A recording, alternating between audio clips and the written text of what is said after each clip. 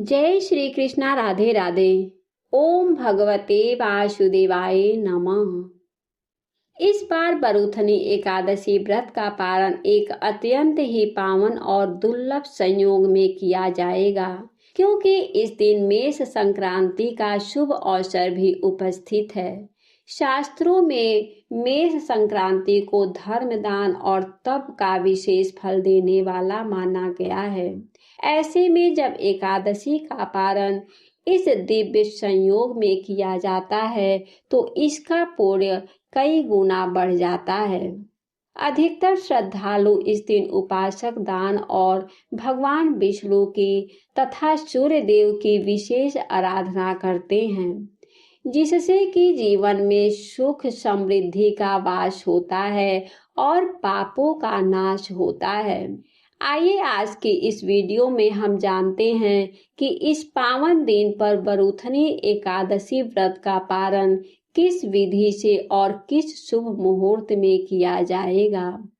भगवान विष्णु को कौन सा विशेष भोग अर्पित करें और इस दिन क्या करना चाहिए और क्या नहीं करना चाहिए।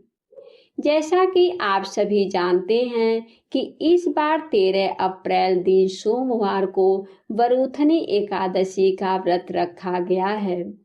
द्वादशी तिथि 14 अप्रैल दिन मंगलवार को 1:09 से प्रारंभ होगी, यानी कि सोमवार रात 12 बजे के बाद का यह समय होगा। मंगलवार को पूरा दिन द्वादशी तिथि रहेगी, जो कि मध्य रात्रि में 12:12 पर समाप्त होगी। द्वादशी तिथि लगते ही हरिवासर का समय भी शुरू हो जाता है, जो कि इस बार 14 अप्रैल मंगलवार को सूर्य उदय के बाद सुबह 6:53 पर समाप्त होगा। जब तक हरिवासर रहता है तब तक एकादशी का व्रत नहीं खोलनी चाहिए।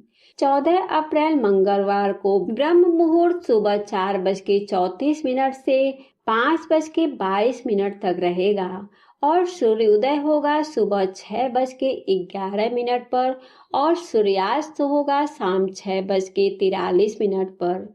इस दिन प्रातःकाल पूजा का मुहूर्त सुबह 4:50 से 5:57 तक रहेगा, क्योंकि इस दिन मेष संक्रांति भी है और इस दिन पूर्णकाल और महापूर्णकाल का समय सबसे अधिक शुभ माना जाता है।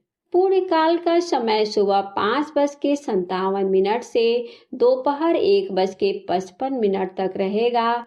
वहीं महापूर्णकाल का समय सुबह 7:30 से 11:47 तक रहेगा। इस दिन राहु काल दोपहर 3 बजे से 4:30 तक रहेगा। बरूथनी एकादशी का व्रत इस बार 14 अप्रैल मंगलवार को सुबह 6:54 से 8:31 के बीच में खोला जाएगा। सूर्योदय इस समय से पहले हो चुका होगा, लेकिन आपको हरिवासर बीतने के बाद ही निर्धारित मुहूर्त के अंदर ही व्रत खोलना चाहिए। किसी कारण से आप सुबह व्रत ना खोल पाए तो दोपहर में 1 बजे से 3 बजे तक के बीच में भी व्रत खोला जा सकता है, लेकिन जहां तक हो सके वहां तक आपको हर संभव प्रयास करना चाहिए कि सुबह ही व्रत का पारण किया जा सके। एकादशी व्रत का पारण द्वादशी तिथि में निर्धारित मुहूर्त के अंदर ही करनी चाहिए और पारण करने से पहले इन बातों का ध्यान अवश्य रखें, जैसे कि प्रातःकाल स्नान कर स्वच्छ वस्त्र धारण करें, पूजा स्थल को शुद्ध करके धूप दीप जलाएं, भगवान श्री हरि विष्णु का ध्यान करें और भगवान के भोग में तुलसी पत्र अवश्य अर्पित करें, क्योंकि बिना तुलसी के भगवान का भोग अधूरा माना जाता है। बरूथनी एकादशी पर भगवान विष्णु को सात्विक और सरल भोग अत्यंत प्रिय होता है। गुड़ और चने का भोग, मौसमी फल, तुलसी दल के साथ पंचामृत भी भगवान को अर्पित कर सकते हैं। इनमें से कोई भी भोग आप श्रद्धा के साथ भगवान को अर्पित करें।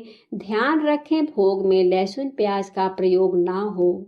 आप मीठे या नमकीन चावल का भोग भी भगवान को अर्पित कर सकते हैं। इस बार बरूथनी एकादशी का विशेष भोग है। आटे या फिर सूजी को घी में भून करके उसमें चीनी मिला करके तुलसी का पत्ता रख करके भगवान विष्णु को भोग में अर्पित करें। भगवान विष्णु की पूजा करने के बाद तुलसी माता की पूजन करें। तुलसी माता की पूजन करें, तुलसी माता को भी भोग अर्पित करें और व्रत पूर्ण करने के बाद स्वयं पारण करने से पहले भगवान से सच्चे मन से क्षमा याचना अवश्य करें। भगवान से प्रार्थना करते हुए कहें कि हे भगवान विष्णु, यदि इस एकादशी व्रत को रखते समय मुझसे जाने अनजान में कोई भी भूल त्रुटि या फिर नियमों का उल्लंघन हो गया हो तो हे दयालु प्रभु अपनी कृपा दृष्टि से मुझे क्षमा करें। मेरे इस छोटे से प्रयास को स्वीकार करें और मेरे जीवन में सुख, शांति और भक्ति का संचार भर दें। हे श्री नारायण भगवान मेरे परिवार की रक्षा करें और सदैव अपने चरणों में स्थान दें।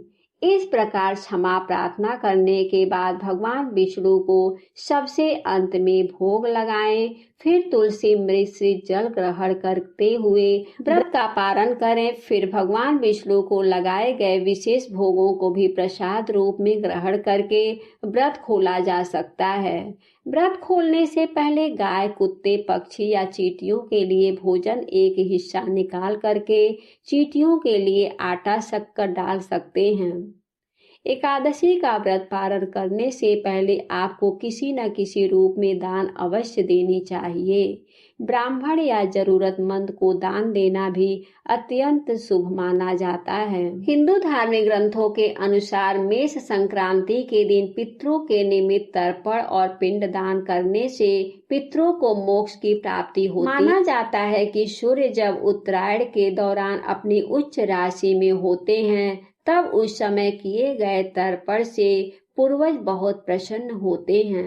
अगर किसी जातक की कुंडली में पित्त दोष है तो मेष संक्रांति के दिन पवित्र नदी में स्नान करके पितरों के नाम से जल अर्पण करना चाहिए। इस दिन सत्तू, घड़ा, पंखा और जल का दान पितरों को शांति पहुंचाता है और ऐसे परिवारजनों को अक्षय फल की प्राप्ति होती है। साथ ही इस दिन पितृ चालीसा का पाठ भी करनी चाहिए। मेष संक्रांति के दिन पूजा पाठ या पितरों से जुड़े हुए कार्य का दान आदि देने के लिए पूर्ण काल और महापूर्ण काल का समय सबसे अधिक शुभ माना जाता है, जो इस समय में आप कोई भी शुभ कार्य कर सकते हैं। संक्रांति को हमारे देश के कुछ हिस्सों में सतुआनी के नाम से भी जाना जाता है और इस दिन खास तौर पर भुने हुए चने या जौ का सत्तू दान में दिया जाता है और प्रसाद रूप में ग्रहण भी किया जाता है। यह थी आज की जानकारी। वीडियो अच्छी लगी हो तो वीडियो को लाइक करके और हमारे चैनल को सब्सक्राइब करें। हमारे वीडियो को देखने के लिए आप सभी को बहुत बहुत धन्यवाद। जय श्री कृष्णा। राधे राधे।